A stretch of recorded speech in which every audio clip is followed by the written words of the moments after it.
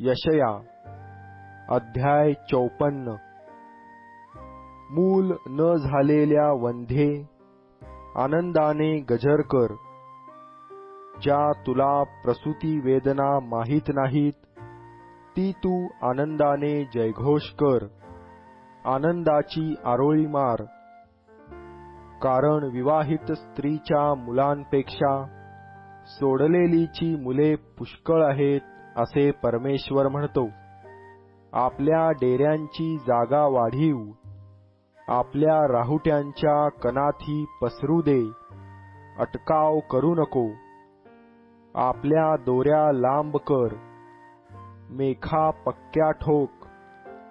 कारण उजवीकडे व डावीकडे तुझा विस्तार होईल. तुझे संतान राष्ट्रांवर ताबा करील व उजाड झालेली नगरे वसवील. भिवू नको.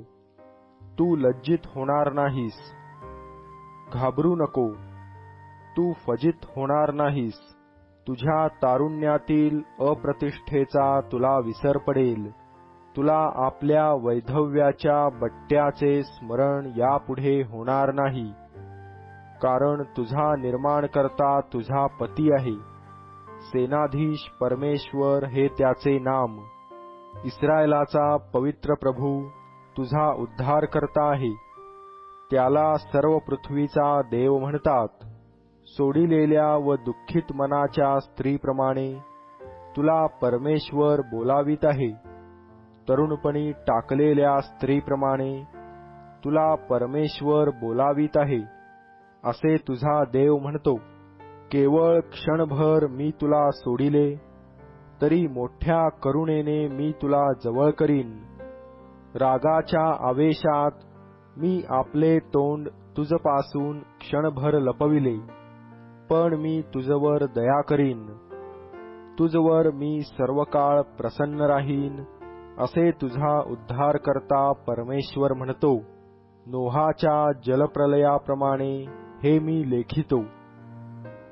नोहाचा जलप्रलय भूमीवर पुनरपि येणार नाही, अशी मी शपथ वाहिली होती.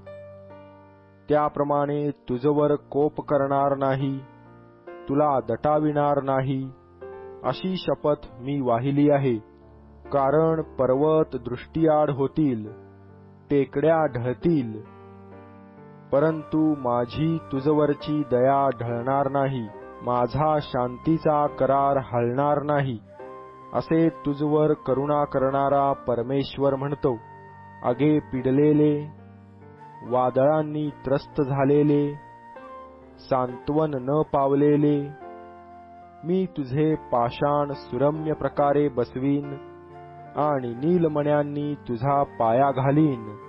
तुझ्या भिंतीवरील कळस माणकांचे, तुझ्या वेशी लालांच्या, तुझ्या भोवतालचा प्रदेश रत्नखचित करीन.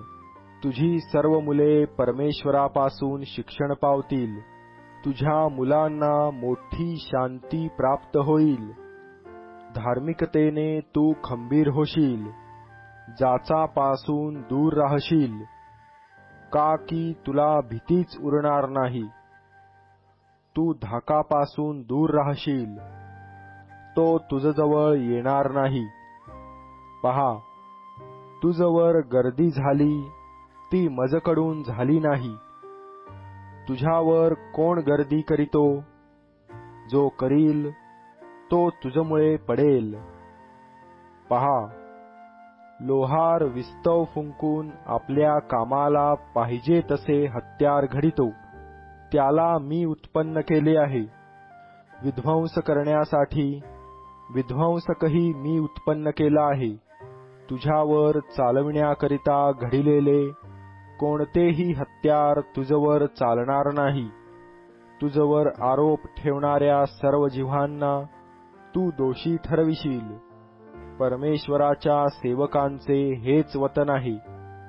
हीच मजकडून मिळालेली त्यांची धार्मिकता आहे, असे परमेश्वर म्हणतो.